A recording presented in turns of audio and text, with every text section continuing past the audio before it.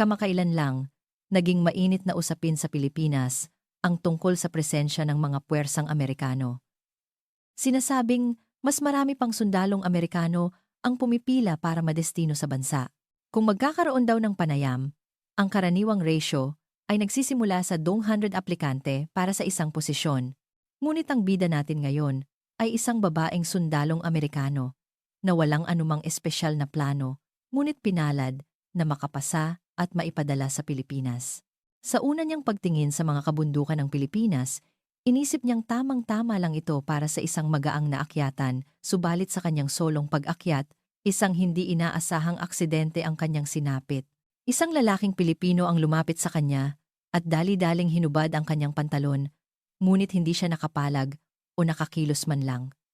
Ano nga ba ang tunay na nangyari? Ating pakinggan ang kanyang kwento.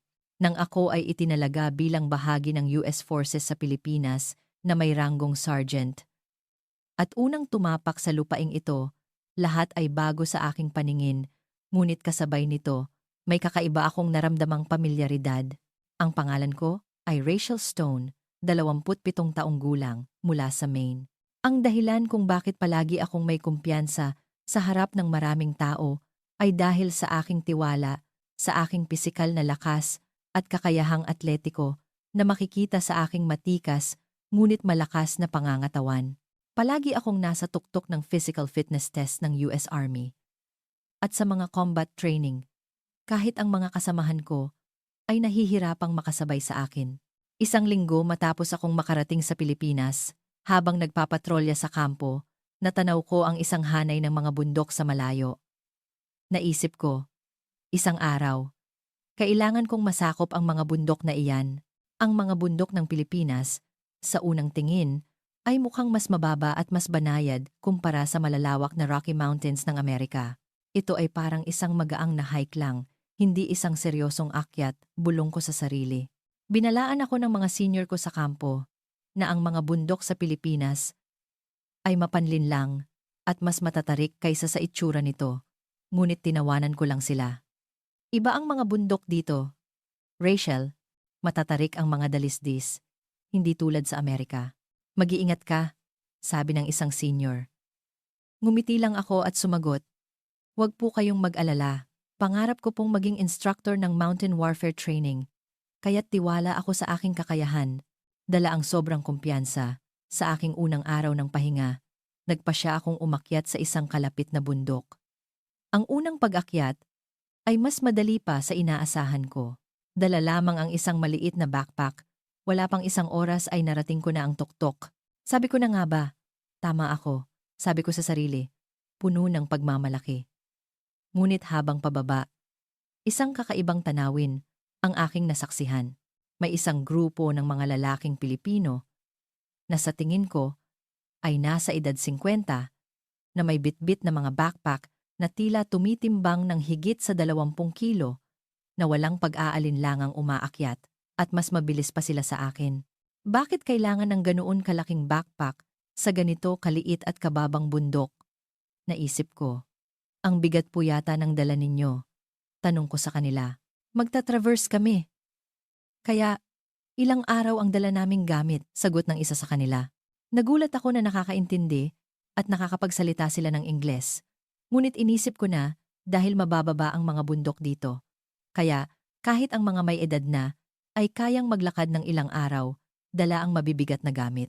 Ang pinaka nag-iwan ng marka sa akin ay ang tanawin ng mga matatandang lalaking Pilipino na tila walang kahirap-hirap na umaakyat habang nagkukuwentuhan sa kabila ng kanilang mabibigat na dala. Ang bigat niyan tapos ang bilis pa nilang umakyat at unti-unting nagsimulang masaling ang aking amor proprio.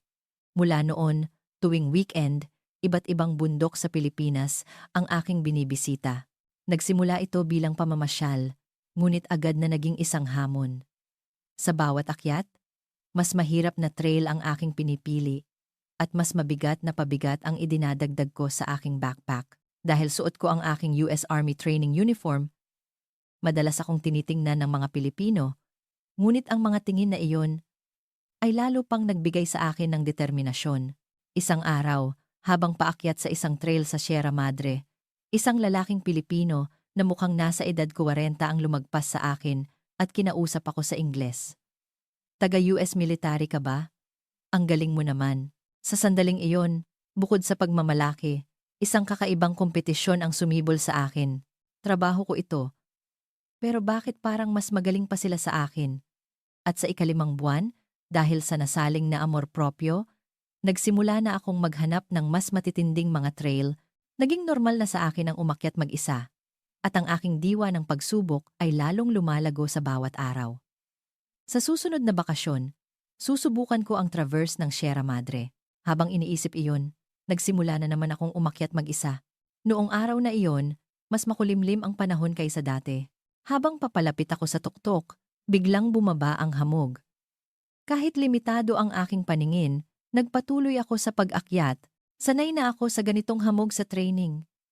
Sabi ko sa sarili, puno ng kumpiyansa. Ang problema ay nagsimula sa aking pagbaba. Nagsimulang umulan. At ang daan na lupa ay naging madulas.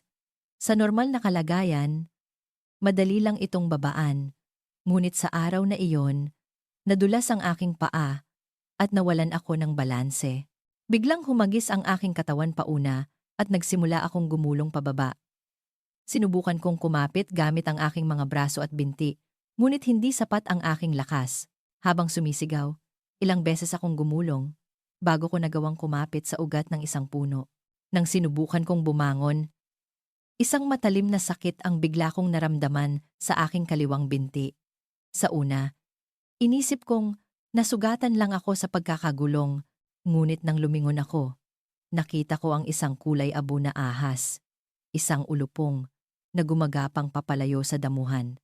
Nang makita ko iyon, bumilis ang tibok ng aking puso. Itinuro sa amin sa basic training kung ano ang gagawin kapag natuklaw ng ahas. Ngunit sa aktwal na sitwasyon, nablangko ang aking isipan. Agad kong sinuri ang bahagi ng tuklaw. 2 maliit na butas ang may bahid ng dugo, at ang balat sa paligid nito ay nagsisimula ng mamula at mamaga. Kalma, Rachel. Hindi ito training. Totoo ito. Kinausap ko ang aking sarili para subukang kumalma. Nagmamadali kong kinuha ang aking backpack para sa first aid kit, ngunit sa pagkakagulong ko, nawala ito. Pati na ang aking cellphone. Kinapa ko ang bulsa ng aking pantalon at nakakita ng isang tali. Agad kong itinali ito sa itaas na bahagi ng tuklaw. Kailangan kong pigilan ang pagkalat ng kamandag sa puso ko. Hindi ko alam kung ilang minuto na ang nakalipas, ngunit ang buong binti ko ay nagsimula ng mamaga. Ang tali na ginamit kong pang-ipit ay unti-unting lumuluwag. Nang umabot na sa tuhod ko ang pamamaga, nagsimulang sumikip ang laylayan ng aking pantalon. Kung magpapatuloy ito, maaaring maputol ang daloy ng dugo at mas magiging delikado, naisip ko. Nagsimulang bumigat ang aking paghinga. Nanlabo ang aking paningin at parang umiikot ang aking ulo. Inilibot ko ang aking paningin, umaasang may dumaan, ngunit walang katao-tao sa maulang daan. Habang unti-unti akong nawawalan ng malay, may narinig akong mga yabag. Ginamit ko ang aking huling lakas at sumigaw. Tulong! Huminto ang mga yabag at mabilis na lumapit sa aking direksyon. Mula sa hamog, isang anino ng lalaki ang lumitaw. Huminto siya sandali, ngunit agad na tumakbo palapit sa akin. Puno ng gulat at pag-aalala ang kanyang mukha. Anong nangyari sa'yo? Tanong niya. Natuklaw ng ahas. Hirap kong sabi. Tiningnan niya ang aking binti at naging seryoso ang kanyang mukha. Sandali siyang natigilan ngunit agad na kumalma at sinabing, grabe ang pamamaga ng binti mo. Kailangan nating hubarin ang pantalon mo. Sa isang iglap, naramdaman ko ang hiya at pag-iingat, ngunit ang aking katawan ay hindi ko na makontrol. Walang pag-aalinlangan niyang itinaas ang laylayan ng aking pantalon para makita ang tuklaw. Inalis niya ang tali na inilagay ko at muling itinali ito ng maayos sa itaas ng aking tuhod. Tatawag ako sa 911. Magtiis ka lang sandali, sabi niya at kinuha ang kanyang cellphone. Sa puntong ito, tuluyan na akong nanghina at hindi ko na kayang umupo. Ang kanyang boses ay parang nanggagaling sa malayo. Hindi ko na maintindihan ang kanyang sinasabi, Ngunit ang kanyang kalmadong kilos ay nagbigay sa akin ng kaunting kapanatagan. Habang unti-unti akong nawawalan ng malay, ang huling nakita ko ay ang paglapit niya para buhatin ako. Anghel ba siya na ipinadala para iligtas ako? Naisip ko. At tuluyan na akong nawalan ng malay.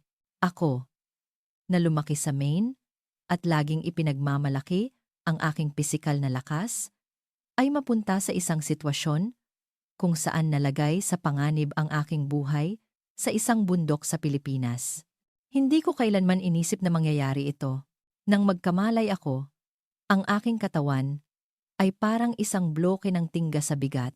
Idinilat ko ang aking mga mata, ngunit malabo pa ang aking nakikita.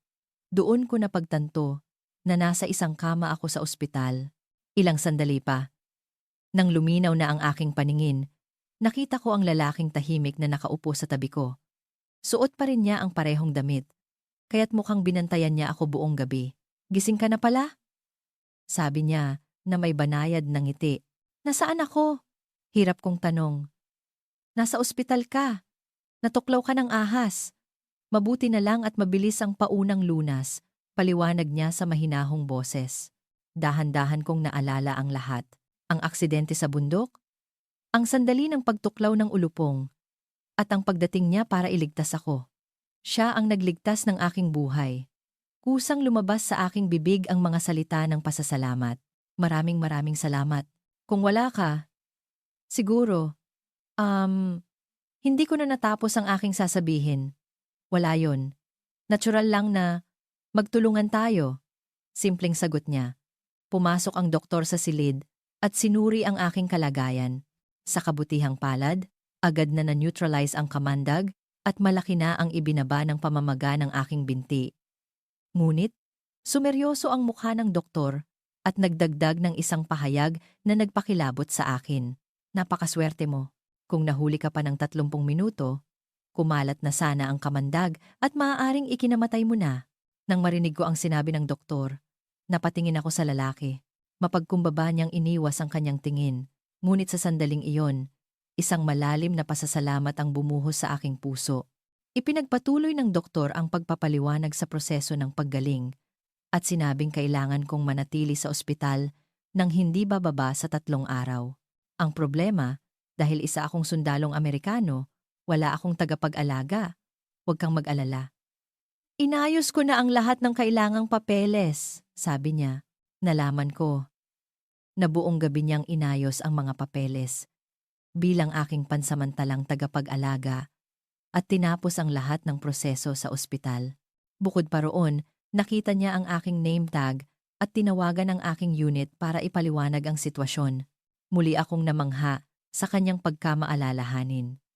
Sa sandaling iyon, ang katotohanang walang bakante sa ospital ng base militar ay tila isang mapalad na pagkakataon. Maraming salamat talaga. Ako nga pala, si Rachel Stone. Anong pangalan mo? Sa unang pagkakataon ay ipinakilala ko ang aking sarili. Miguel. Miguel Santos. Maikli niyang ipinakilala ang sarili. Mula sa sandaling iyon, nagsimula ang aming ugnayan. Sa panahon ng aking pananatili sa ospital, araw-araw akong binibisita ni Miguel. Pagkatapos ng trabaho, dumadaan siya sa gabi para tingnan ang aking kalagayan at minsan ay nagdadala ng pagkaing Pilipino. Baka hindi mo magustuhan ang pagkain sa ospital, sabi niya, habang iniaabot ang isang lalagyan ng pagkaing luto niya mismo sa bahay.